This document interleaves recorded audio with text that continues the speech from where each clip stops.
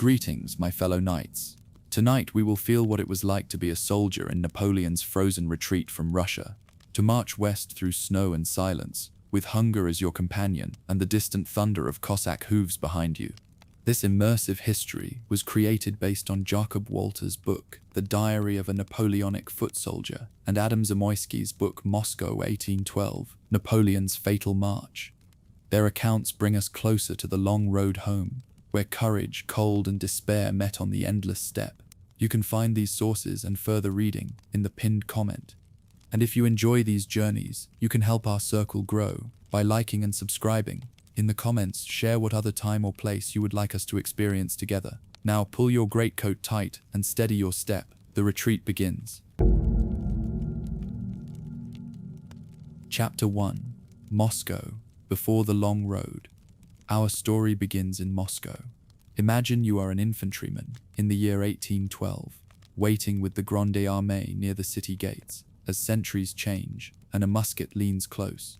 A watch officer steps past and checks the posts in turn, and the men hold their places because that is what steady men do. Thin smoke from the guard fire stings your nose. People later speak of grand charges and famous names, as if a road is only glory and flags, but a road is mostly steps and patience. We will reach the long road west soon enough, and the Berezina will bring a hard trial that will test every nerve and habit a soldier holds. There will be hard days and horses breaking away, and men will wonder if the sun still remembers them. But for now, a plain crust was chewed on guard, and the post was held as the hour turned. The city stood behind, strange and large, and the gate before seemed only a frame for a day like many others. That was the way of things before a turn, simple and steady. The ranks found a rhythm, and the hands knew what they had to do, and that steadied the mind. There is comfort in a task as old as the trade. The regiment had settled into a slow wait after the march that brought it to the edge of Moscow. The men drifted between the ditch and the gate, folding blankets, swapping small tales, and looking at the ground as if answers might be written there. The bravest talk of fast victory faded into a quiet kind of duty, the sort that needs no remark. Rough wool rubbed at a sweating neck where a collar sat too tight. Orders came and went, and the file leaders kept count without fuss. A man learned not to ask when he would sleep or when fresh bread would come, because those questions had no use. Work was the crust of a soldier's day, and waiting was its broth, thin and plain. It seemed adult to accept that truth and get on with it. That was the way of things when the drums were still and the officers kept their voices level. A steady heart could carry a body far if it trusted the small tasks at hand. In that trust there was a kind of peace, at least for a while. The city beyond the walls had gaps like missing teeth, and streets that once held fine houses had places where only frames stood. Men on post watched carts roll by with families who had slipped back to find what might be saved. A priest crossed once and traced a sign, and even the roughest hands felt a bit softer at that sight of quiet faith. From deeper in the city, a single bell gave a slow count that rolled like a reminder of hours no one could hold back. The guard looked on without stepping aside, because the line had to mean something even when nothing much happened. Some said the fire that had raged days before was a story people would pass to their sons, and maybe that was true, but we knew legends were told after, while life in the moment was simple work. One pair of men filled a bucket, one checked the ditch, one leaned on a post to rest the back. The day passed because days always did, one after another, and in that slow passing, a person could feel steady. That was how it went when a world changed, and yet a shift still had to be stood. The guard fire was kept small, and the kettle stayed on for whoever came off the wall with empty hands. A crust from the pouch broke under a thumb and dropped into the water to soften the chew. No one bothered to dress it up with talk. There was nothing to dress up. The crust tasted of ash, and yet it filled a corner of the belly all the same. A comrade beside kept count of spoons the way a banker might count coins, so that no man took more than his share, and no man took less. It was not meanness, it was a habit that kept the group even and the mind calm. Jokes came easy when food was plain, perhaps because a little laughter made poor fare sit better. That was how old soldiers taught the young ones to get through days that dragged. The body asked only for something to hold it upright, and the spirit asked for some small reason to smile. When both were given a piece, life felt manageable, and that was enough. Officers walked the line and glanced from face to face, making note of who kept his kit neat and who let tasks slip. A man was marked by such things, not by big speeches. The emperor's messages came through the chain like stones dropped in a bowl, and the ripples moved us all whether we liked it or not.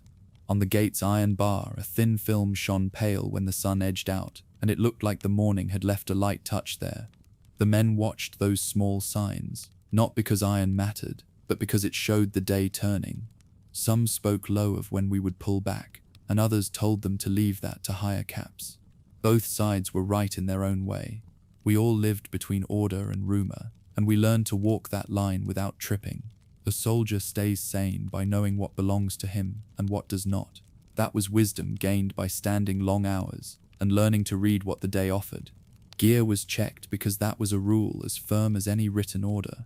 A strap was mended, a pack was tightened, and one man wiped a blade while another saw to the gun, which was everyone's lifeline in the end. The point of a bayonet caught the light as it ran across cloth. A simple motion done 100 times for one reason only, to be ready. The metal clicked once against the guard as the hand slipped, and that small sound marked a task finished. No one said much about fear. Men like us kept such things to ourselves and in our work. Readiness was a comfort even when rest was short, a hand that knew its job would move on its own when the moment came, and that knowledge steadied the head. A person learns to trust such habits more than luck or prayer, though there is room for both. That balance kept men upright when plans shifted and news came late. Evening crept in and the guard fire sank low, because wood had to be saved for the longer road that everyone hinted lay ahead. Faces around the coals looked older than their years, while talk turned softer and kinder with the light. A man from far away hummed a tune under his breath, and another tapped a boot in time without thinking about it. The embers glowed red like small eyes that watched without judgment, steady and mild in the dark. Someone told a rough joke that brought quiet smiles, and for a time the world felt easy again. Threads of many tongues had braided together over months, and by then the braid felt strong enough to pull a weight. That was the best part of a soldier's trade, the way strangers shared simple things until they were not strangers at all. It helped to remember that company carries a man further than pride. With that thought settled, people lay down to catch what rest they could. Before dawn, the posts shifted again, and new steps took up old spots as if they had been waiting for that very purpose. Word passed down that movement would come, not yet, but soon, the kind of soon that soldiers learned to measure without a clock. Packs were set where they could be snatched up in a breath, and men looked at the road like it was an old friend and a wary one. A horse near the gate gave a soft snort that seemed to answer the thought of marching, brief and sure. Hands tightened straps and checked buckles one last time because that habit never did harm. No one said fate out loud. It felt better to speak of weather and distance. The city behind had already become part of a story that would grow in the telling, but inside the line the story was just work. Soon you would march with the rest, heading west along a road that many had walked before. That was how one day gave way to the next, with a clear task and a steady pace. Chapter 2. The Long Line West. The line moved west along the Smolensk road as morning came and orders passed down the column. A musket rode on the shoulder, and the pack sat where it always did, worn to a spot now familiar. Officers set the pace with steady steps, and their glances kept men from straggling. Wagons behind fell in and out as ruts caught their wheels, and there was always a gap to close. A comrade beside counted steps, keeping the mind busy. The march had no show to it, only steadiness, because that was how a long road was walked. The old talk of glory had faded into small goals. A village by noon, a stream by dusk. A few small habits still meant something. A man would pat his musket as if it were a friend. That was a habit men keep when they need something firm. One more mile, then another. The road had a way of teaching patience. The staff sent riders up and down, and nothing more was said than what kept feet moving. Each rank watched the one ahead. There was no need to speak. A nod was enough. There, the snow squeaked under boots, and the sound marked time better than any drum. It all seemed simple, and simple things keep fear small today anyhow for many. By mid-morning, the first halt had come, and men sank to their heels by the ditch to count what was left in the haversack. Bits were passed, and the one with a knife shaved crumbs to keep the shares fair. A little snow was packed into a tin and set near a twig fire when someone could spark one, but most times water came from what was carried, and that ran low soon enough. A comrade traded a story for a mouthful, and another swapped a button for a spoon, because a road turns a man into a bargainer, whether he likes it or not. The staff called 10 minutes, then stretched it to 20, and no one complained, since rest was as dear as coin. Some ate slow, making the moment last. The mind went quiet when the hands worked, and that had its own peace. A captain walked by and nodded, and the column rose in parts, slow and steady. The crust in the hand seemed smaller with each stop, and careful men kept back a piece for night. Hunger taught order, it always does. You knew that lesson already. One bit of rye was kept longer than before, and the bread tasted sour, but it was honest, and honest food steadies a heart. Then the call came, and the line leaned forward again, as it always had. The pace set after the halt settled into the old rhythm. Steps matched to the one ahead, attention on the pack in front. Sergeants checked the line now and then with a raised hand and a stern nod, and small gaps closed before they became trouble. The road bent through bare fields, then through small woods, and someone would mark a milestone or a wayside cross and call it a goal. That helped pass the long hours, because a mind likes a mark to move toward. When wagons blocked the way, the column filed around without fuss, then drew together again, neat as habit. Words were saved for need, which kept men from wasting breath. A filemate pulled his scarf higher and said nothing, yet the act said plenty. There was a kind of comfort in the sameness, as if the feet had their own simple plan. If a stumble came, the one behind steadied the one ahead, and all kept on. It was not pride that held it, but duty learned over many steps, and that is a strong rope. Now and then a horse team went by, and men wished for wheels, then let the wish go. Breath rose in little clouds and drifted, and the sight of it was proof that the day had not turned against them yet. Such small signs help a man make peace with cold miles. Toward evening the column slowed and then stopped, and men spread a little along the edge of the road to make their corners of rest. Some scraped the snow aside with boots and laid down brush, while others went to the hedges to break dead sticks. Packs were opened and closed in a careful order, because small things were easily lost. A man who had a tin pot set it down between stones and watched it like a banker watching coin. Someone told a tale from summer days to make winter seem far away, and even those who did not listen were lifted a touch by the effort. A few saved their last crumbs for morning, a few ate them right then to fill the empty. A corporal made rounds and set the guard, and the hour list went from one to the next with simple nods. It was the same each night, and sameness kept men steady. When the sticks took, the little fire gave more smoke, and the smell of it was damp and sharp, which matched the day. That was the bargain made with the road, to take what was given and ask no more. A cap was pulled low, a coat wrapped close, and backs found the ground without much talk. Rest came in bits, but bits still helped, and men learned to take help where they could find it. Morning routine had its own rules, learned by habit rather than order. Men brushed off their coats, checked their gear, and settled straps before the first step. A filemate tied a spare cloth around his ankles to keep his stockings from slipping, and another swapped a scarf for a needle to mend a seam. There was pride in being ready, even on a hard road, because neatness helps a man feel like himself. You felt that pride in small ways. The old parade tales from France and Italy said a soldier should shine, and here shine meant only that the gear stayed in reach and the lines kept shape.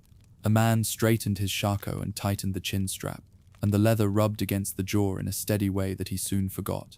That small friction felt like proof that he still belonged where he stood, which is no small thing among tired souls. A sergeant moved along and spoke a few plain words about pace and keeping close to the flags. No one argued, because order makes a road shorter, or so it seems. A young lad near the rear stared toward the west, as if his village lay just beyond the next turn, and that hope did its quiet work. Boots were tied, a blessing was traced by one man, and another kissed a scrap of paper tucked in his coat. Those little acts were not for show. They held a man together when miles pulled him apart. The road itself had a mind, or so men said, and that mind liked to test what rolled upon it. Ruts guided wheels until they did not, and then a cart leaned, and then a wheel cracked, and a halt fell on those behind. Teams were urged, men set shoulders to hubs, and the thing moved a little, or not at all. Pack animals balked at slopes where ice hid under powder, and tempers rose before patience took their place. Someone always tried to walk a load around the worst of it, and found deeper holes waiting. A supply man came up angry and left quiet, because anger did not lift a sledge 1 inch. The line learned to flow around trouble, then form again, with a little shuffle and a few quick steps. It was not pretty, but it worked, and working is what kept the column from tearing itself to bits. The wagons carried more than food. They carried the idea that the army remained whole, and men guarded that idea even when their own legs trembled. A man at the traces would grin at a joke about Paris streets and then drop his head and pull again, because humor gives strength for one more try. When the worst jam loomed, strain showed in every joint, and the axle creaked long and low, a plain warning that reminded everyone to ease. In that way the train limped forward, and the day kept its shape. Not all could keep the pace, and the column made room for that truth without shame. A comrade near the middle began to lag, and 2 others shifted places to keep him inside the line, one hand ready at his elbow. He had been strong outside Moscow, and had joked then, and now he spoke little and saved his breath, which was wise. A sledge taken from a broken cart came into use, and men took turns at the rope when the ground allowed. That was the way of things. One day helped, the next day helping. No ledger kept score, and none was needed. A rumor rolled back that Cossacks had been seen far off beside a wood, and the heads in the ranks did not turn, because watching the shoulder ahead mattered more. Still, the thought of lances in the rear made steps tighten, which may have saved time. A veteran shared how tight ranks had held in Spain, and though Spain was far, the picture steadied hearts that needed shapes to trust. Over all this, the wind stung cheeks in short rushes, and the bite of it felt clean more than cruel, as if the weather wished to keep them moving. That was how men read signs when facts were few. By afternoon, the weaker man sat on the sledge and slept between jolts, and the ones pulling smiled at that small mercy. As the day leaned toward its end, men went back to simple matters like how far to the next village, and whether the road would hold firm through the night. Officers compared notes and agreed that Vyazma lay ahead soon, and that set an aim that even tired minds could hold. The column settled into a last stretch and then halted in a shallow hollow where brush offered some cover from the open. Guards were set, and the rest did what they always did, lined up their gear, shared a word, and took stock. A man mended a strap, another tightened a sole, and a third folded a scarf for a pillow with care that might have been saved for a love letter at home. The same small order kept coming back because it worked. It kept a person steady when the world wanted to shake him loose. There were hints that the road might grow rougher in the morning, but hints were only that, and hints do not change how feet move. Hard lessons had taught patience more than worry. A young officer said the march would be early and close, and that was all most needed to hear. Above the dark line of trees, a single star showed, and its small point made a plain promise that night would pass. With that simple sign taken in, heads lowered, and the long line breathed slow, ready to rise again toward Vyazma when called, as you had the day before. Chapter 3. Squares at Vyazma. The road narrowed near Vyazma, and the column bunched as word came down the line that riders shadowed the flanks, so the call went up to close in and face out with corners made strong. Men stepped in without fuss because drills had been done 100 times, and the officers walked the inside path and kept the edges tight. It felt close, but that was the point of a square, a hedge of steadiness in a noisy field, and no one argued with the old rule that tight ranks lived. A color-bearer stood near the center, and a few wounded lay beside the packs, and that was the way of things when marching turned to fighting with little warning. A sergeant checked the faces along one side, and nodded once, and that nod helped more than a dozen words. The riders showed at last, small at first, then plenty, moving along the edge like dogs trying a herd, which meant patience mattered more than pride.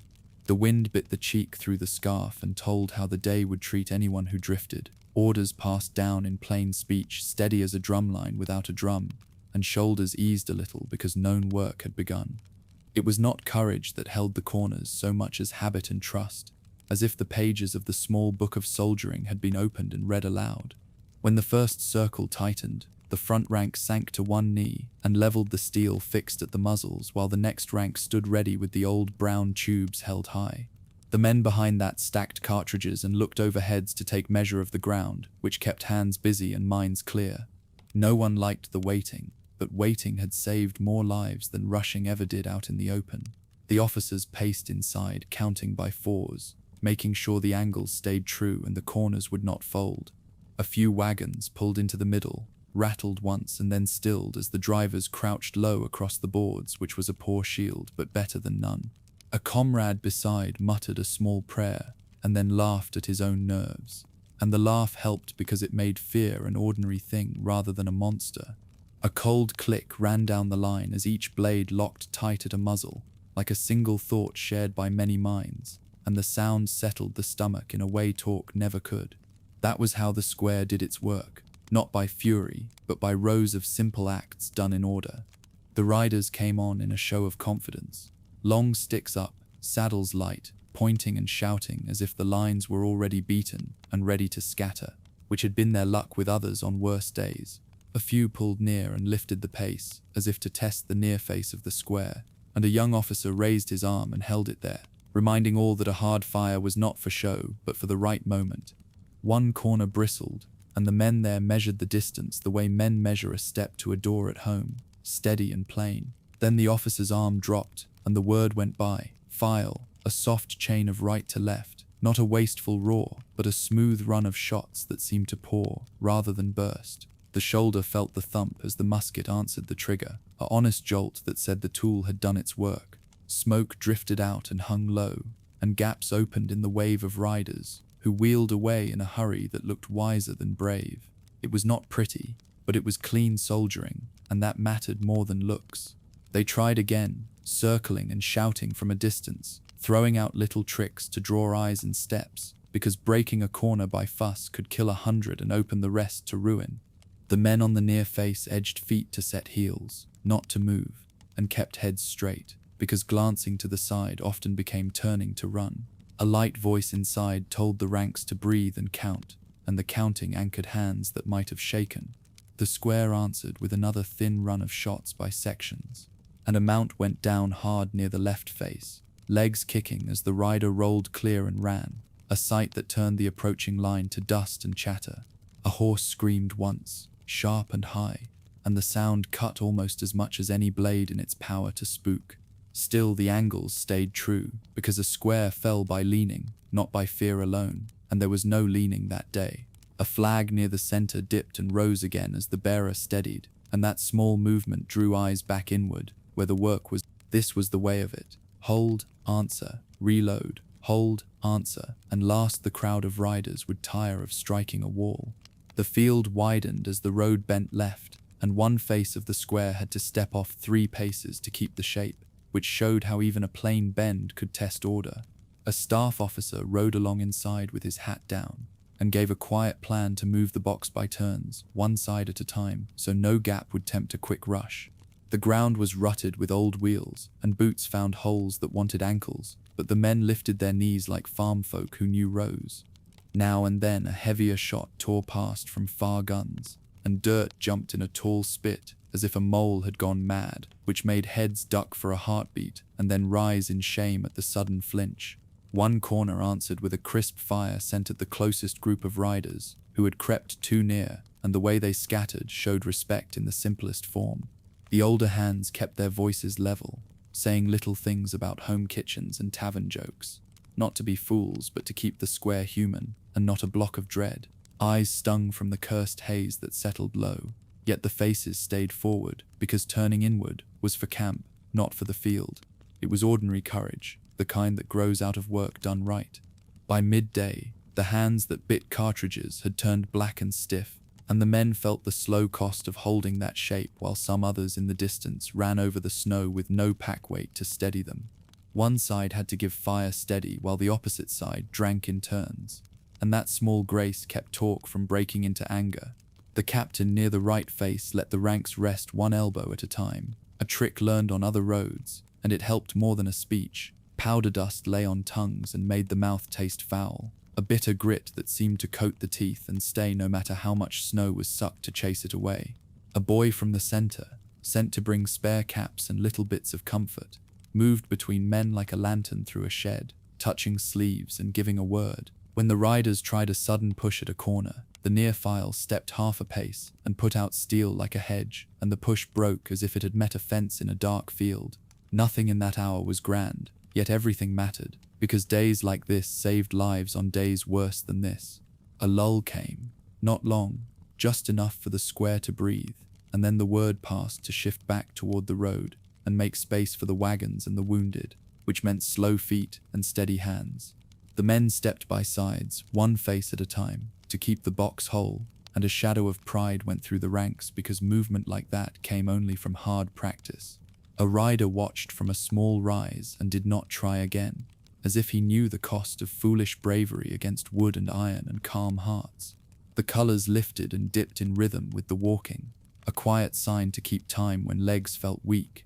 Packs felt heavier than they had the day before, but weight had a way of telling a person he still belonged to the living, and that thought eased the back more than any rest.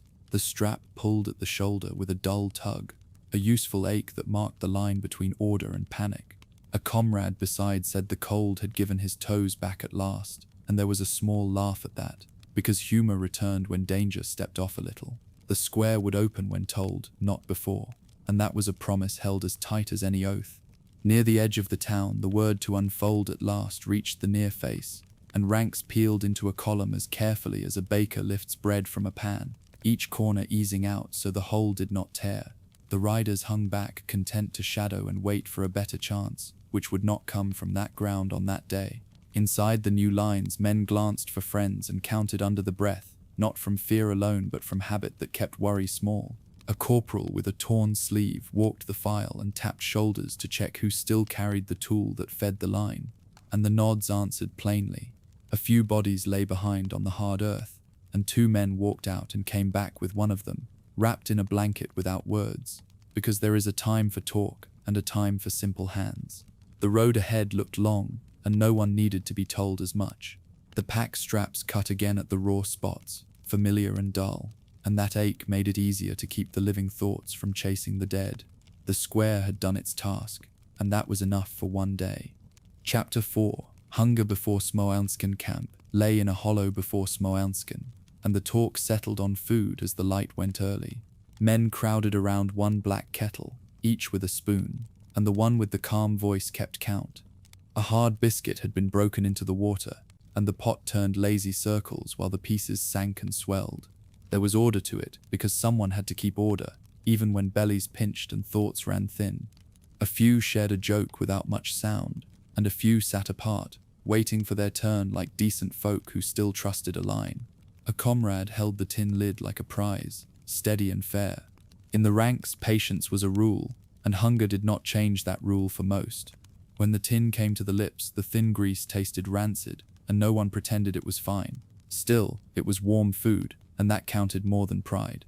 The hard march from Vyazma had stripped men to bone and habit, yet habit held. You told yourself it would do for the night because it had to do, and that was the way of things.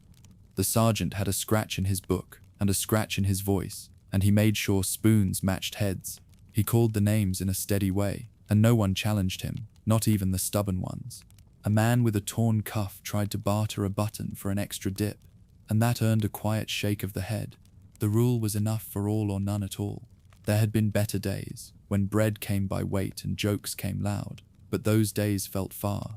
Word passed that stores waited in the city, and the promise ran down the line like a small light. In the kettle, the last crusts rolled and darkened at the edge. When the ladle sought the bottom, the scrape rang thin against the iron, and men listened for their turn. That sharp ring sounded honest, and honest sounds gave shape to hunger. It reminded the ranks that a line still existed, a kind of fence around the spirit. In such hours, fairness mattered more than taste, and most kept faith with that. March discipline stayed in place even when the pouches grew light and the hands shook sometimes at dawn. Columns moved, then halted, then moved again, and each halt felt longer than it was. An officer rode past with a word for pace, and the file closed a gap without talk. The ground had grown rough, and carts stumbled. Still, the men kept to their places. It helped to think in steps, not in miles. The mine took in small bits when the load was heavy, and that saved trouble. A comrade beside shared a thought of home bread, cut thick and soft, and it drew a simple smile for a moment. Such pictures steadied men, even when the stomach had other ideas. Lips had split at the corners and smarted when they moved, and each order came out slow and careful. Trouble did not need drama to be real. It only needed time and cold and a road, and those had come together. In the ranks, a person learned to speak less and walk more, and that was not a bad lesson in a hard season. Foraging parties slipped out under a watch that stayed sharp, but the ground offered little but luck. A dead horse lay beside the ditch, stiff and dull, and there was a pause before anyone spoke. Pride was old and real, but hunger was older, and men knew which one gave way. One fellow set his jaw and worked to strip free, and another looked off to give him privacy, which was a kind act. A bayonet served as a spit, and a sliver turned over the low heat, as if to make it better. No one made light of it. A rumor passed that the magazines in Smolensk held flour and salt, and hope rose with it, modest and plain. Hope did not feed a body, but it fed a group enough to keep them straight. When the strip warmed, a faint thread of steam rose from the meat, and eyes fixed on it as if it were news. That was the way hunger taught manners, quiet and deep. It made men serious, but not cruel. At dusk, talk settled, and the habit of sharing took its place. A scrap of bread broke again and again, and each person who got a piece held it like grace, then gave a wink as if to say it would do. A few hummed the old tune they used on long roads, not to stir a crowd, but to keep the mind steady. Someone told a short story about a village table in summer, and no one laughed, yet it helped. The line had lost much, but not the sense of sitting near and passing something along. The kettle hung by a wire over a stingy fire, and the group leaned in not for heat alone, but for company. In this sort of camp, small habits did the work of grand speeches. The truth was plain once a person saw it. The smell of smoke clung to coats and hair, and it felt like proof that a camp still lived. It made the hollow feel less empty, and hearts settled because of it. There was care in such simple things. Night watch came in turns, and even the strong ones moved slow by then. A man with fever breathed hard where he lay, and someone traded a spoon of spirits to bring a little ease. A friend tucked a scarf under the neck to raise the head and keep the breath easy. No one asked for payback because that was not the point. The point was to get through the dark in one piece and with a bit of grace. The officer on duty passed once, said little, and left his cloak with the worst-off man, which spoke louder than orders. The hours went one by one, careful as beads on a cord. Trouble felt large, yet it was faced in small acts, and that gave it a fair fight. When a hand checked the fever, it felt heat on the skin like a coal resting there, and the man nodded that he understood. Even in short rest, a person could choose decency, and that choice steadied the rest as much as any wall. Before dawn, the camp stirred again, slower than any parade but steady enough. The talk turned back to Smolensk and the ovens there, and how the bread might come out thick at last. Men checked their straps and knotted what they still had to carry, because habit kept men safe. The line formed not in show but in need, and the pace set itself with a kind of care. Someone joked that the first to see a bakery would sing out like a rooster, and a few smiled. The word was to move light and stay together, because stragglers drew danger. A comrade cleaned the edge of a bayonet used as a spit, wiped it careful, and slid it back without fuss, as if to say that tools had more than one use in hard times. On the far side of the hollow, there was a dim glow where the sky met the ground, and men took it as a sign of the city ahead. Signs mattered when facts were thin, and they were taken with a calm heart. It was enough to start the legs moving. Sleep came late and left early, and the last moments before rise were the best a person got. Thoughts went home for a minute, to a clear table and a warm room, and then came back to the hollow calm again. The lines of the day already formed in the mind. Step, breathe, hold fast, step again. A word moved that the route would swing near the walls, and that stores might be opened, and that was hope enough. Those who had watched gave a nod to those who rose, and no one wasted breath on big promises. It was not a time for that. The wind slid across the open ground with a soft sound, like a quiet hand over cloth. and it felt kind rather than sharp. Even hardship could be met with a steady face, and each man carried that idea within him as he rose. The road waited, and so did duty, and neither was a stranger anymore. On that thought, the camp stood and made ready for what would come next. Chapter 5. Krasnoy and Ney's rearguard. Dawn found the column drawing up before Krasnoy, with files pulled tight and gaps closed by habit rather than order. Men looked to the flanks, checked that the line ahead held steady, and waited for the next word. Marshal Ney rode along the rear as if the horse and he had long known this work, his coat plain with frost and his face set to the day. Word passed back that the enemy sat across the fields and meant to block the way, so the rear would hold while the rest moved. Packs hung low, straps gnawed bare by weeks of use, and rifles, each one a weight that had become part of the arm, leaned to the right shoulder. There was talk that the Emperor had already pushed through, and that this fight would buy time for the rest of the army, which was the sort of thing soldiers needed to believe. The men were not heroes in their heads. They were hungry fellows told to stand a while longer so others could march. In that plain thought, there was a kind of peace, because it gave a reason to the waiting. The first cannon sounded far off, a deep thud that rolled across the ground like a slow drum, and that was enough to make hands grip closer to the wood. The order came to step off to the left and then fold back, and a thin line shaped itself along a hedgerow that looked more like sticks than shelter. Officers walked in front and pointed their blades, then turned to face the ranks as if to draw steadiness out of them. A sergeant who had not smiled in a month found a calm voice and told the nearest file to watch the man on the right and nothing else, which was sound advice on a day like that. A black bird crossed overhead with a shape that made some men think of home for a second, but the thought passed as quick as any. A heavy ball tore the earth ahead and sent clods over packs and caps, a simple sign that the range had been found. The ground trembled under boots when the guns spoke again, a quick shake no worse than an ox cart on a rough lane, and the ranks held because habit was stronger than any tremor. When the enemy's skirmishers came close, the rear guard stood forward and let the front sight settle out of memory more than aim. The officers lifted their hands, dropped them, and the first rank fired as one before stepping back to let the second take its place. A plain drill done 100 times turned into a wall of fire that made men believe they could hold anything. It was not courage so much as obedience dressed in frost. A comrade beside worked the ramrod and said nothing, the routine faster than thought. Notes moved along the line, passed by gesture more than breath, and each small piece kept the whole in shape. Smoke hung low after each broad fire and stung the eyes, which made the lids work hard as if blinking could clear the mind as well as the sight. That was the way of battle at close range. Do the taught thing, then trust the line not to break. The word to fall back came like a hand on the shoulder, gentle but firm, and sections peeled off in turns across a ditch cut by hooves and sledges weeks before. A pair of men carried a friend between them by his collar and belt, slow but sure, because leaving him never felt right even when sense said to go faster. A thin knot of enemy riders tested the edge and then slipped away when they found the line still steady and the range still sharp. The movement was in good order, the kind of step-by-step that old sergeants loved to see when the world went wrong.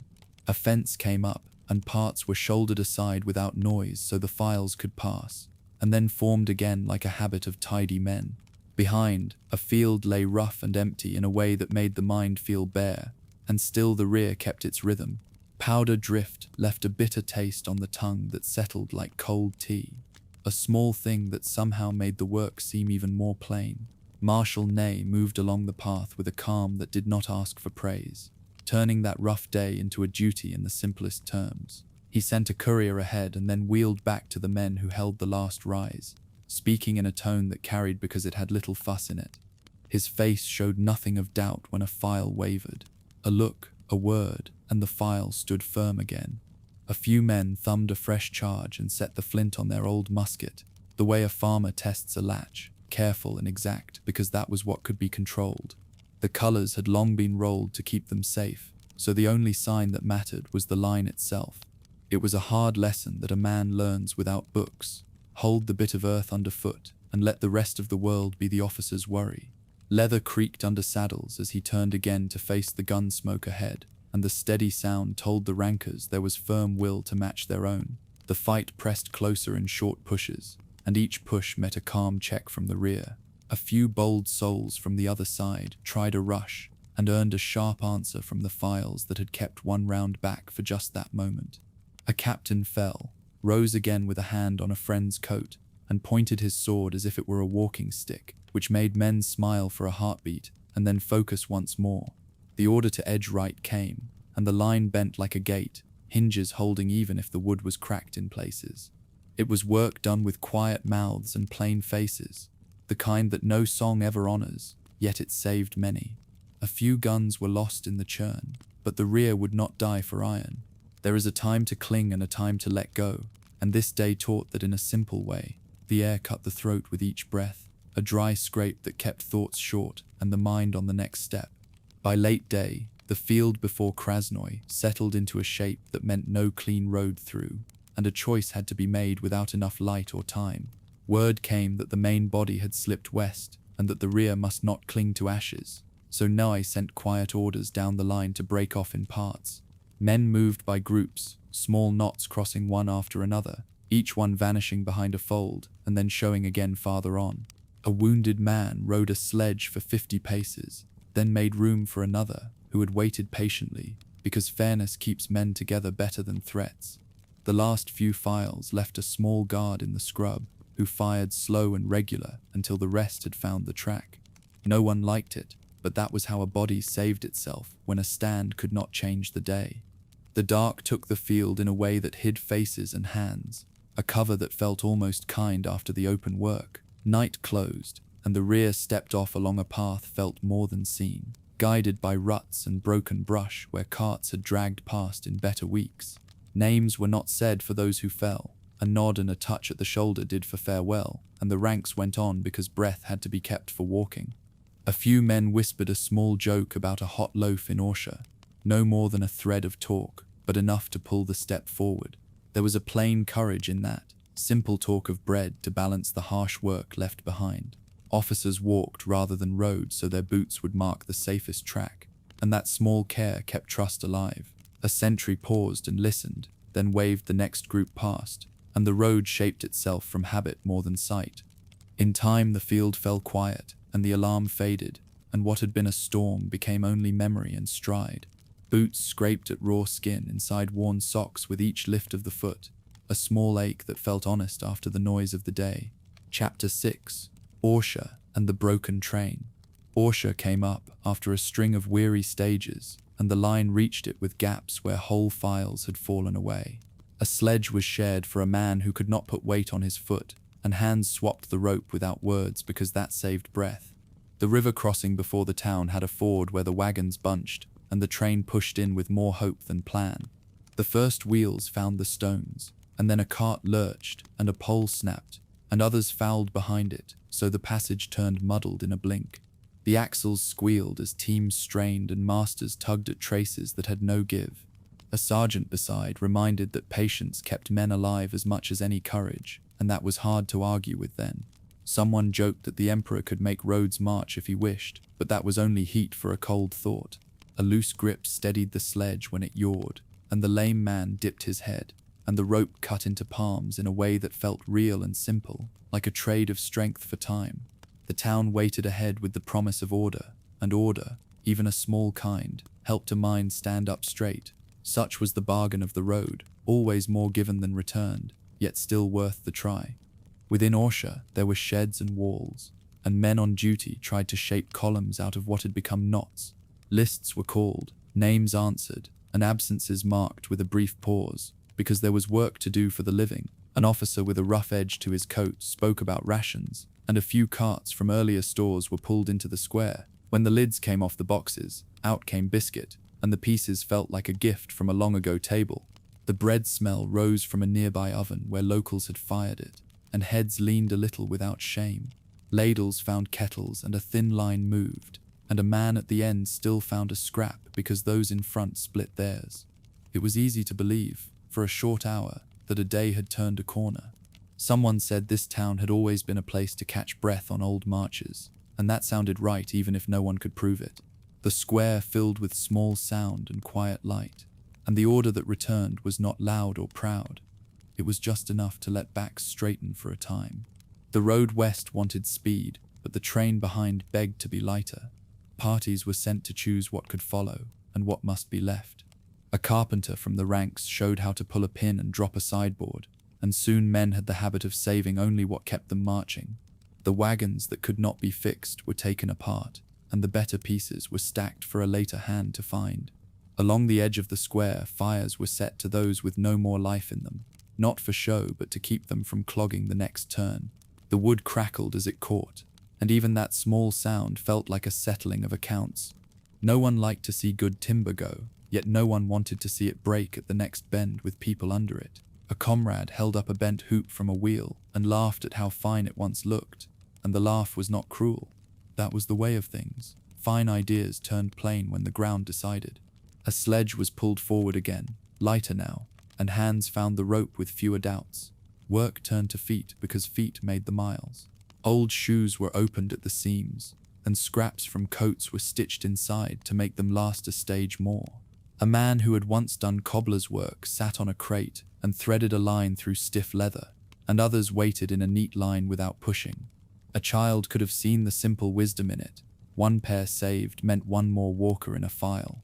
Bits of felt were cut from caps that had lost their shape, and pieces of pack cloth went under heels to stop the grinding. The needle pricked a fingertip now and then, and no one made a fuss because that was small pain against the day. Someone spoke of the home lane where a father had once mended boots by the door, and a few of us nodded, though no one said more than a quiet word. Memory had a way of doing its work without orders.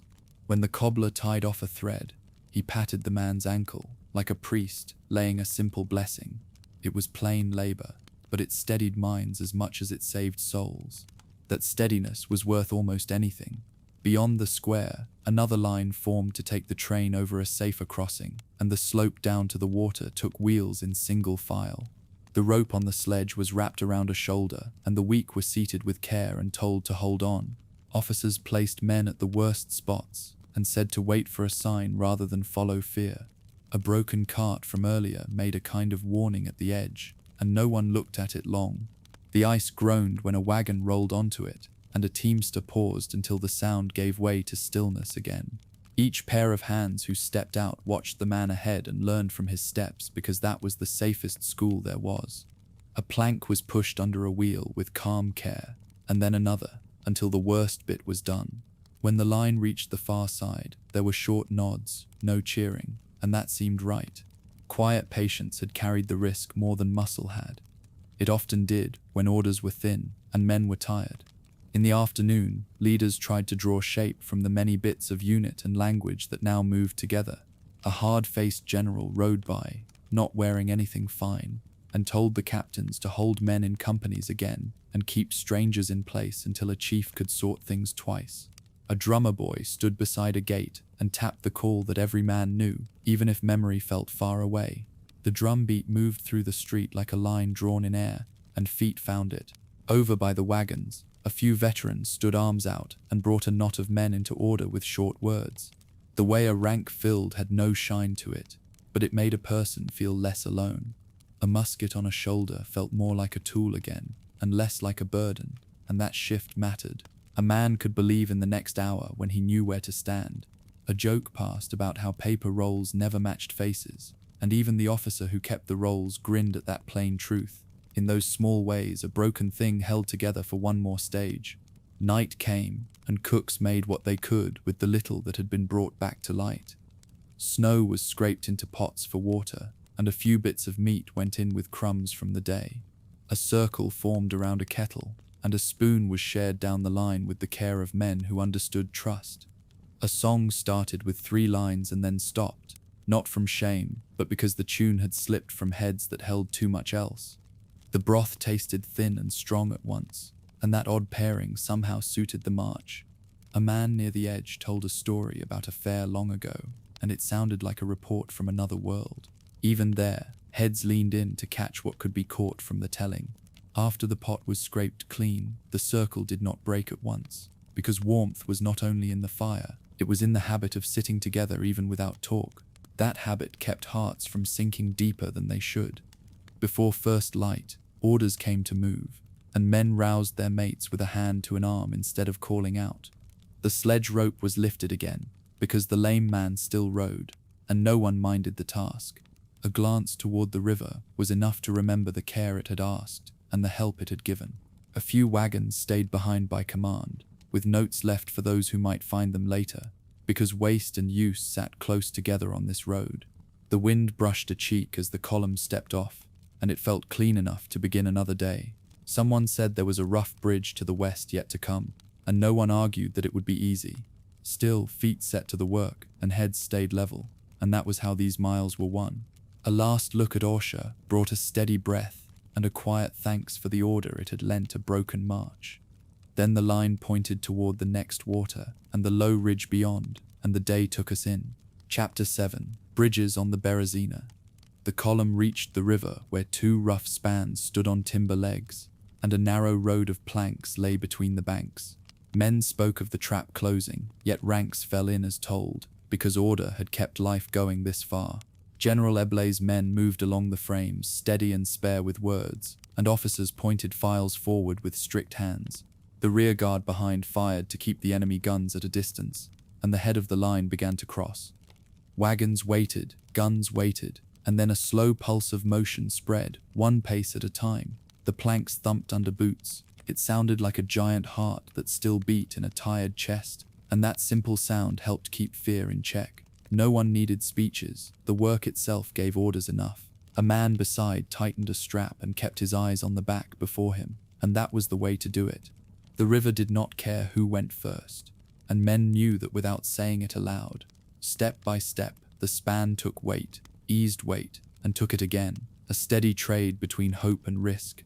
In a place like that, patience felt like strength, and strength was shared whether one knew it or not. The black sweep of the Berezina slid under the far bridge, and broken crusts of ice turned and drifted like slow wheels. The sight of it warned that the day would be a long climb in plain shoes. Men on the frames passed timbers hand to hand, and clamps went on where gaps had opened. Eble stood near the middle with a few aides, calm as a clerk in a counting room, and that calm gave shape to the work. Files on the bank waited for the word to move, then walked out with even steps, 5 paces between, as told by the staff who minded the flow. A gun team came, then halted until the load ahead reached the island of piled brush at midstream, and then moved on. It was all a measure, and measure kept the river from snatching more than it had to. A man who forgot himself would watch that dark water and think of luck, but luck never built a bridge. Men did. That truth saved more than one life that morning, and it sat quiet behind every nod from an officer and every nod back from the file. When the turn came to step on the first planks, a hand reached for the rail without thought and felt the rough grain bite the palm. That bite said the timber was real, and that small fact helped more than any brave word. The bridge moved like a living thing, but the line kept its place because each back gave the next back a path to follow. A gun wheel close by rolled to the edge, stopped, then rolled again when the call came, and everyone breathed in time with the span without making a show of it. Orders were simple: keep step, keep space, do not run, do not halt unless told. Men's hold. Men obeyed because they had learned that this was how a body of strangers became one shape that could live. Somewhere behind, a captain raised his sword so the sun found it, and then lowered it, and the file ahead eased forward the width of one shoe. The river passed under, unseen for a moment, and in that moment a kind of quiet lived in the chest. That was how a narrow road over water felt when all a person could do was trust the hands that had set it up in the frost. On the near bank the rear guard worked the line, and the first ranks knelt, aimed and fired as the enemy's skirmishers crept into view beyond the brush. The air carried the sharp smell of powder, and it sat in the throat like a rough cloth until the next breath pushed it down. Men loaded, closed, and fired again, with the front ranks ducking while the rear ranks sent their shot. A sergeant counted the pace of the volleys, and the files kept that beat while the bridge took more weight. A man with a torn sleeve smiled as if to say that this was no different than any other day with a task to finish, and a boy beside him fixed his jaw and nodded. Far off, a gun sent a ball that threw dirt high, and still the line held. A runner came and went with a word that the crossing had to quicken, and so the motions quickened, but not the habits. Such habits had become a kind of prayer, thought in the hands more than in the head. That was the way of this army now. work first, fear later. Midway over, a cart lurched and tipped, and two wheels slid toward the edge while the frame bent. A sudden crack ran along the timbers, like a stick snapped clean in the dark, and for a breath the span sagged under the crush. Men froze. Then the nearest officers shouted the same word, and the line steadied back into pace, slow and even.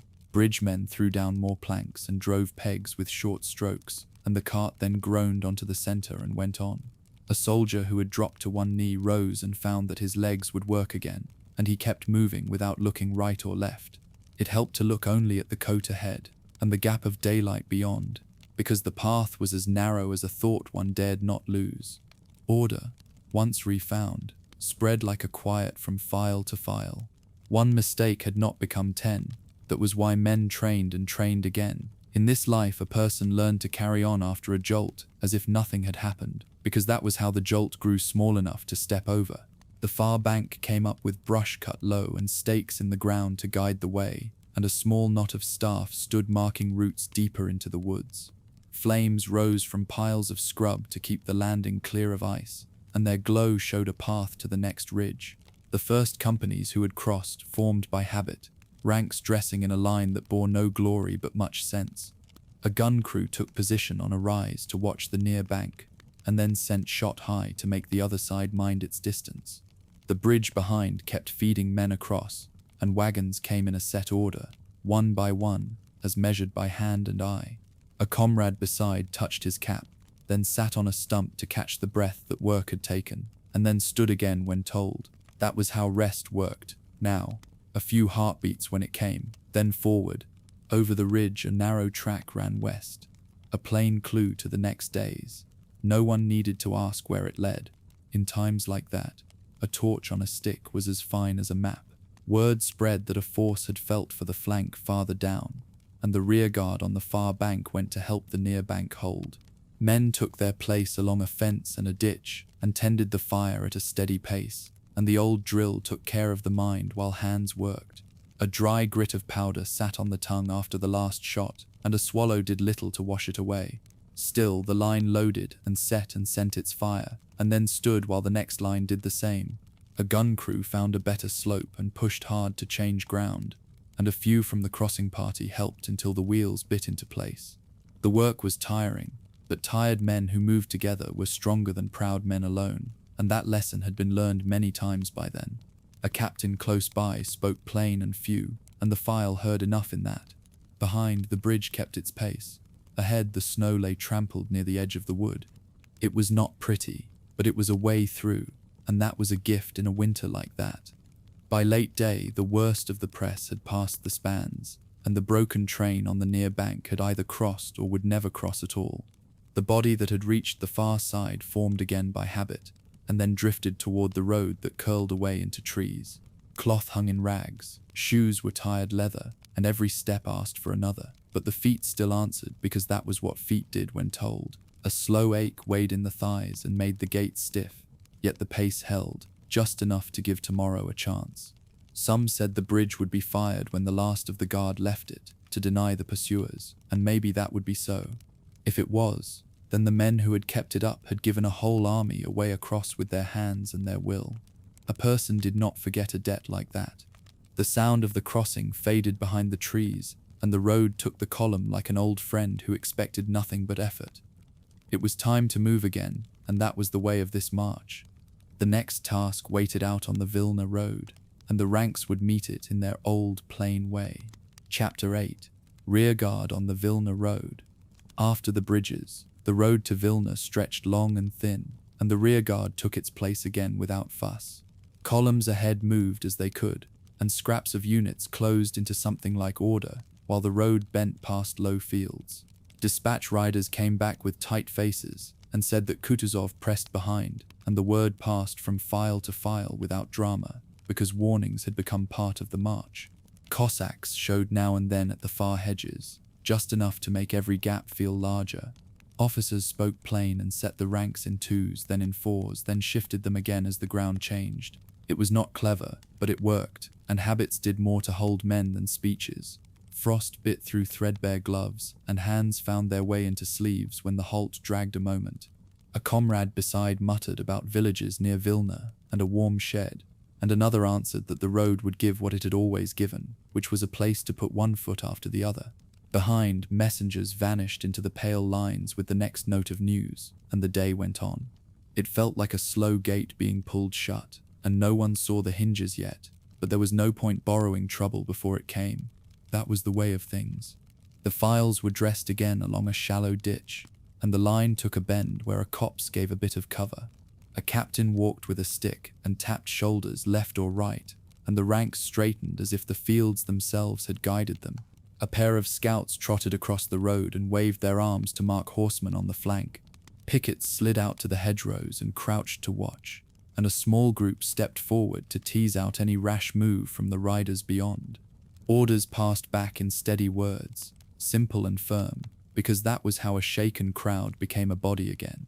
The men eased packs, checked straps, and pulled cartridges to the front of pockets without being told. The smell of wet leather hung close around collars and belts, sour and sharp but known to all.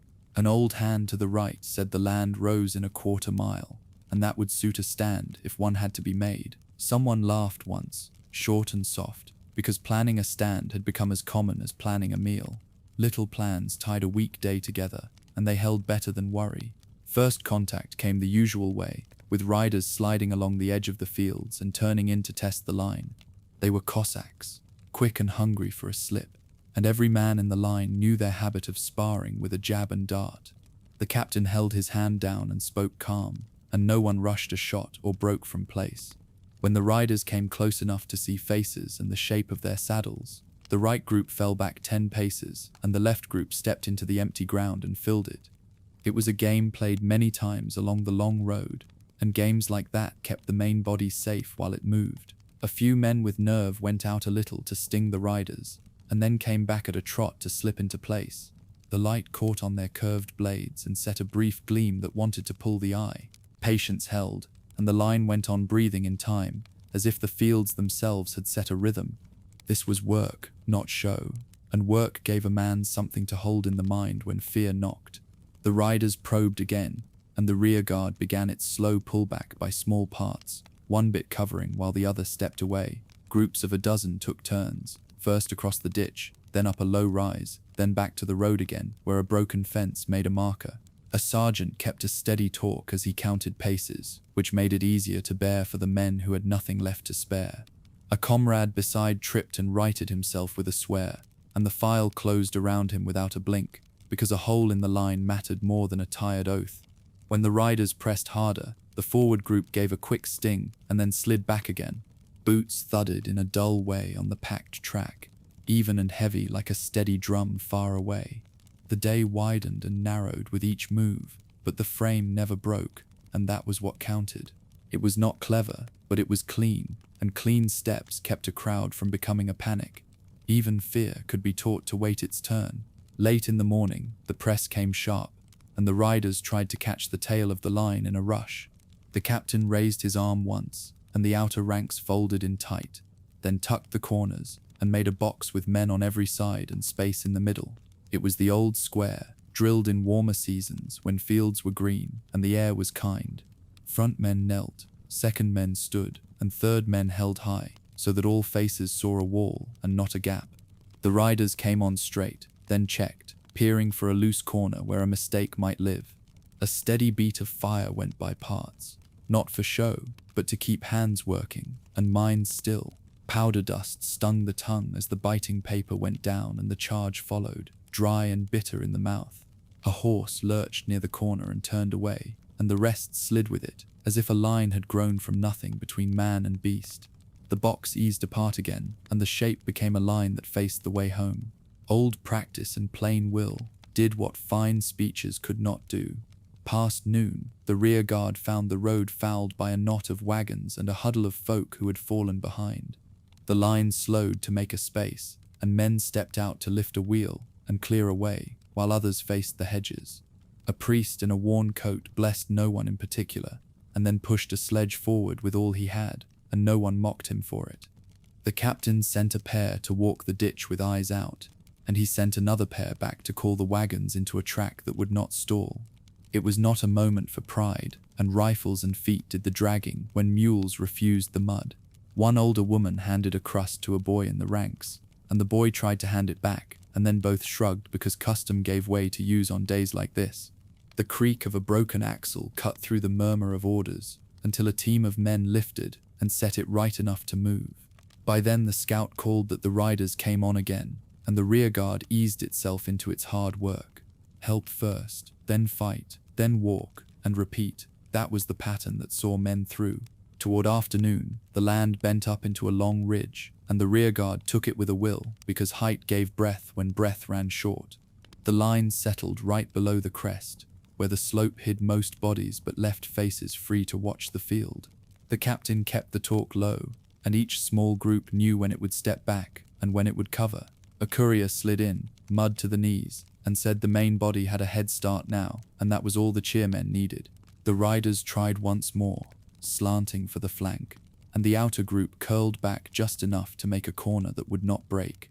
A volley by ranks went off calm and even, not to break men but to keep them thinking in steps. Thin light faded along the ridge until the field lay in a soft, even grey that hid angles and made the world feel closer. The riders wheeled off and began to feel for some easier game. The captain let the men breathe and told them to check their pockets, and someone whispered that it was almost over, and in that quiet, a bit of strength came back. Evening found the road open again, and the column rolled forward toward Vilna with what order could be kept. The rearguard fell in last and walked steady while the light went down and the sky closed over the fields. A courier passed once more with the word that Kutuzov was close, which surprised no one and scared no one, because all minds were full of nearer cares. A few men broke bits from a hard loaf and passed them along without counting, and no one complained about the size, not that night. A comrade beside had a tear in his coat, and he laughed about it as if a tailor waited in Vilna with a cheap price, and the laugh did some good. A small ember in a tin warmed the palms when it went from hand to hand, and that slight heat felt like a gift saved from a better time. Some prayed mild prayers, some told plain jokes, and some only watched the dark road take them forward at its own pace. It was not comfort, but it was enough to move. In the hush that grew, the thought of bread in Vilna seemed close and clear, and that hope held the line together for another day. Chapter 9. Vilna and the Last Rations. Vilna lay ahead after so many days of marching and turning back, and the first roofs meant rest of a sort. The column crowded into streets that narrowed, and then opened again in small squares, where men halted by habit more than by order. A torn shako hung low on a brow here and there, tilted as if it had slid down for good. The word went along that magazines waited inside the town, and that tickets for bread would be handed out if lines stayed straight. It was the kind of rumor that kept boots moving even when legs shook. A clerk stood on a crate and tried to read names that had gone thin and far between, and nobody argued because breath was better kept. A place near a bakehouse was marked by a sergeant with a stick, and that became the end of the line without fuss. The city had been quiet in the stories told on the road, as if quiet itself could feed a man, but reality asked for patience first. A church bell gave one flat note over the roofs, and it seemed to say that time moved on even when men wished it to slow. That was the way of things, and there was comfort in hearing it strike. Inside the square by the old gate, officers tried to sort the routes and tally the brigades as if numbers alone could make new strength. Chalk marks went up on a wall to show where each corps should gather, but men came to the marks in dribs and drabs without eagles or drums. Some gathered by the faces they remembered, others by the scraps of coats that still matched, and there was no shame in it. A captain called for files and got little knots instead, and then made them into a line because a line looked like hope. Names were taken in soft voices, and a clerk wrote them with careful strokes as if letters could hold on to the men who stood there. He smudged the chalk with a glove, and it left a gritty film on the leather. That small sting on his hand told more truth than any brave speech, for order always began with small things. The line edged on toward a low door where bread was said to be waiting, and nobody pushed, because the habit of ranks did not vanish in one town. It was not grand, but it was enough to feel like a start again. The bakehouse yard filled as companies found their way in twos and threes, each man leaning into the gap before him, as if that could bring the door closer. A baker with a broad paddle talked with a corporal at the threshold, and they nodded at each other when a basket came up from the back. The guard there did not threaten or shout. He only held one hand out to slow the flow and keep the count fair. That was how discipline looked at the end of a long road, more hand than voice. Word circled that each man would get his share and that the loaves had been baked through, not just browned on the top. It was said in such a plain way that it felt true. A boy from the train eased his way along the side and then stopped, ashamed, when the corporal caught his eye and then waved him into place like any soldier. Warm air brushed across the cheek of the first men when the door opened a crack, and for a moment the line straightened as if dress had been called. That was a small mercy, and small mercies earned their place. By an old shed behind the yard, a camp kettle went round with care and men took what they were given without talk. A ladle dipped and lifted, and a thin bowl made a circle from hand to hand in a steady rhythm that felt like drill. A crust from an earlier stop was broken over the rim and saved the scraps from slipping away. Somebody joked that the spoon should be given a rank for its work, and the joke drew a quiet smile. Food had been a rumor too many nights, and to sit on a log and receive a portion felt like a surprise. There were no fireside tales now, just the simple fact of a mouthful that did not have to be seized. The first sip tasted of cabbage and a pinch of salt, and that was enough to bring a bit of strength back into the face. A man set his cap down and used both hands, careful not to spill, the way a priest might hold a cup. It was the old lesson again. When life shrank, the ordinary became holy. Not far off, warehouses stood with their shutters barred, and a ring of troops was posted to keep order as wagons rolled in and out. The promise of stores pulled at the crowd like a tide, and any line that bent too far found itself fading into a knot. A general's rider came by with a folded paper and a hard set to his jaw, and some said Murat had ordered the streets cleared toward the western road. Maybe so, maybe not. In such hours, a rumor took the weight of fact because men needed a point to lean on. Crates were counted and marked, and then a foreman threw open a door and let a stack go to the ration yard by the load. Nobody cheered. Folks only tucked in their chins and kept place, because sudden joy never lasted long on that road. Hooves clattered on the stones and then passed, and the sound moved away like a stagecoach leaving a town at dusk. That motion was heartening. It meant someone still knew where to send things. It helped to believe that a path existed even when the way forward felt thin.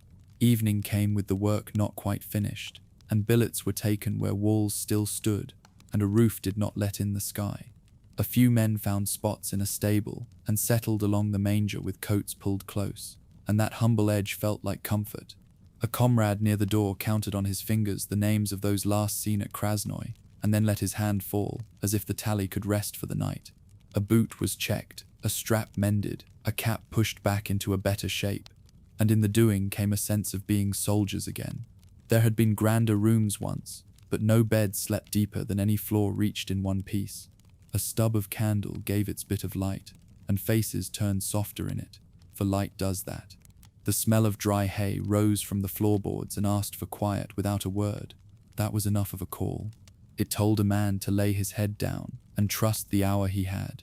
Morning brought a clear order to form outside the same bakehouse, and the column drifted into ranks as if pulled by an old string. Tickets were held ready, and the same corporal checked the edge of each paper, as if this were any garrison post on a mild day.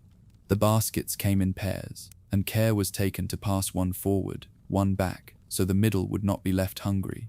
It was careful work, simple and steady, and it calmed the hands that did it. A man near the front turned, found the next face, and placed a share into those fingers like a trust. When the turn came, the loaf steamed in your hands and made a little cloud that hung close to the crust. It felt like proof that the army still lived, and proof is what a tired heart wanted. A small part was eaten at once, and the rest tucked away, because a road still waited and the sun had not climbed high. That was the old habit, and it kept life ordered when little else did. By midday, routes were called toward Kovno, and the talk of the Niemen grew sure, not just hoped for. Officers pointed to the western gate, and then to the marks on the wall, and men nodded without much fuss. There was no speech about glory, only a steady tone that asked for one more march done right. Wagons were loaded with what could be saved, and anything that slowed the team was lifted off and left by the curb with a sigh. Nobody cursed it. The city had given what it could, and a town could not be asked to fix a whole war. A look went back over the roofs, and it felt like a farewell even for those who had only seen them for a night. There was a last check of belts, and a glance to find a familiar coat, and some small jokes came back because jokes kept feet from dragging. Sledge runners squeaked as the first loads moved, and the sound drew the rest into motion with quiet relief. That was how the column left Vilna, steady and plain, with the river in mind and the thought of home carried like a warm stone. Chapter 10. Over the Niemen and homeward. The river had been a line on maps and a murmur in camp talk, and then the banks rose ahead and the column drew tight as if a hand had closed on it. The crossing went on in slow knots, a few men at a time, with a sergeant calling for order when elbows worked too hard. A musket lay across tired knees while boots waited their turn, and felt like part of the body by then.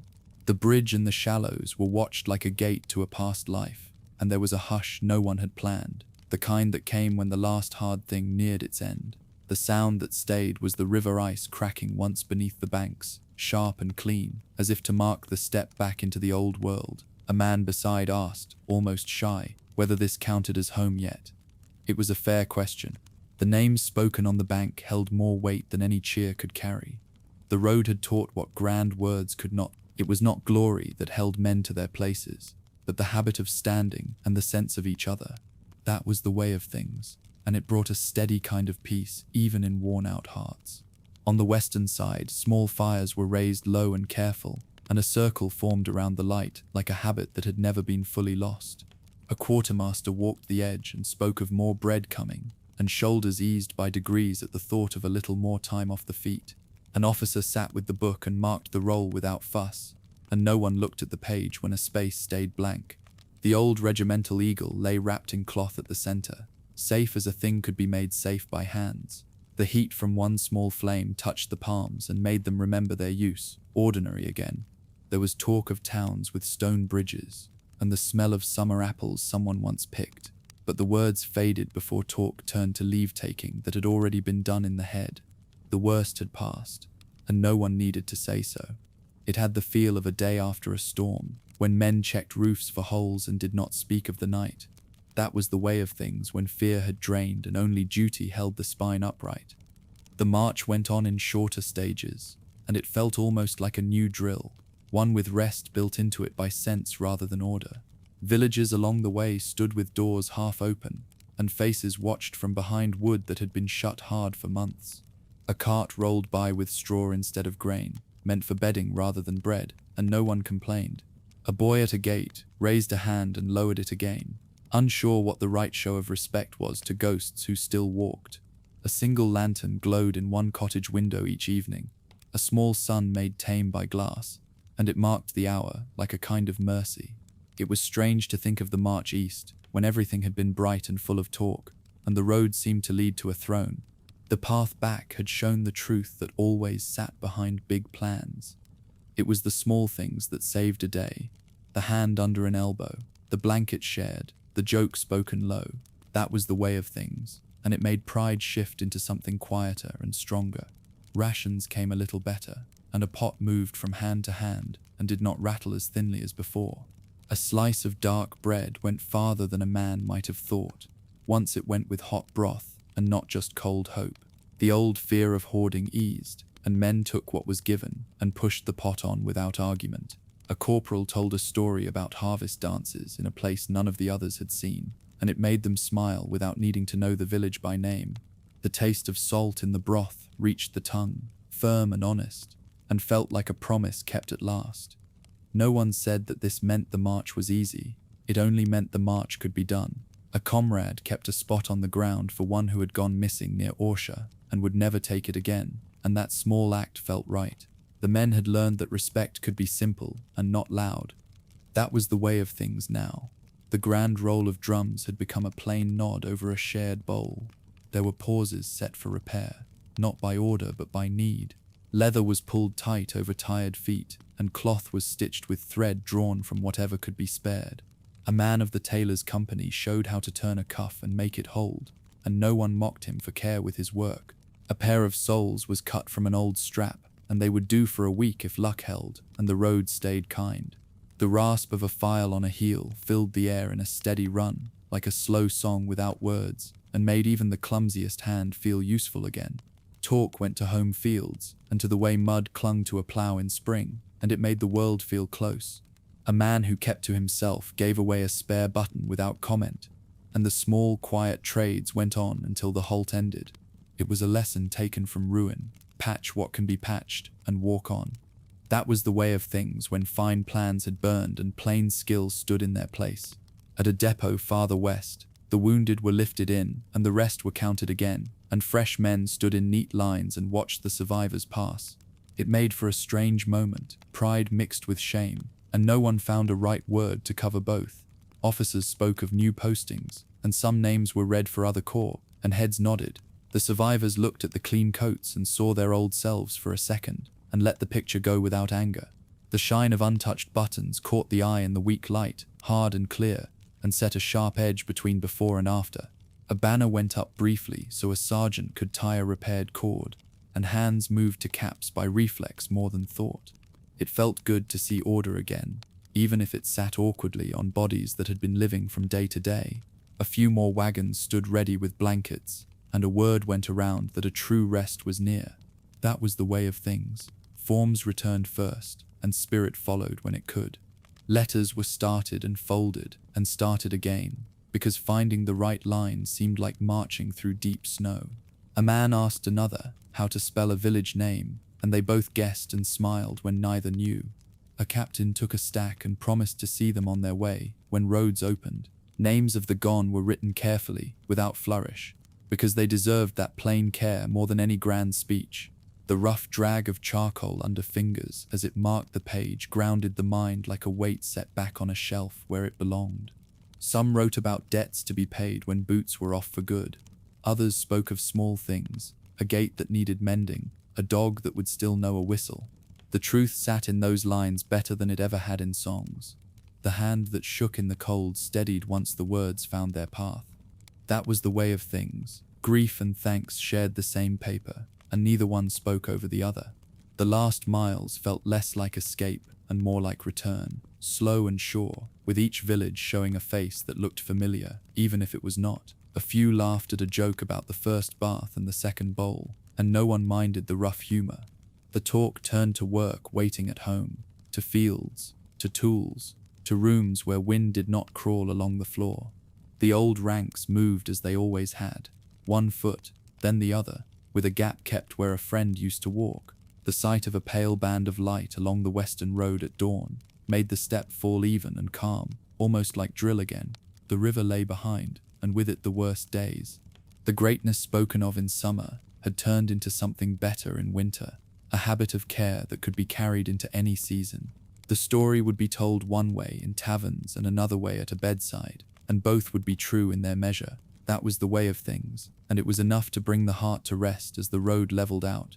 And so, our march through Russia comes to an end. The fires fade, the snow settles, and the long silence of winter swallows the road behind us. Until our next story together, rest well, dream deep, and good night.